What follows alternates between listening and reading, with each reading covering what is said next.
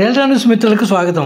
మెంతా తుఫాను పశ్చిమ మధ్య బంగాళాఖాతంలో తీవ్ర తుఫానుగా బలపడినట్లు వాతావరణ శాఖ వెల్లడించింది. ఇది గడిచిన 6 గంటల్లో 12 కిలోమీటర్ల వేగంతో కదులుతోంది. ప్రజెంట్ ఈ తుఫాను మచిలీపట్నానికి 160 కిలోమీటర్లు, కాకినాడకు 240 కిలోమీటర్లు, వైజాగ్కు 320 కిలోమీటర్ల దూరంలో కేంద్రీకృతమైనట్లు విపత్తుల నిర్వహణ శాఖ వెల్లడించింది. తుఫాను భూమికి దగ్గరయ్యే కుందికే దీని ప్రభావం పెరుగుతోందని అధికారులు చెబుతున్నారు. తుఫాను ముప్పు నుండి ప్రజలను సురక్షిత ప్రాంతాలకు చేర్చేందుకు ఇప్పటికే కొల్లిపర మండలంలో స్పెషల్ ఆఫీసర్ ఆధ్వర్యంలో tahsildar G Siddhartha, MPDO V Vijayalakshmi, deputy MPDO Bhargav, deputy tahsildar Rajesh అన్ని గ్రామాల్లో పర్యటించి లోతట్టు ప్రాంతాల్లోని ప్రజలను పునరావాస కేంద్రాలకు తరలిస్తున్నారు.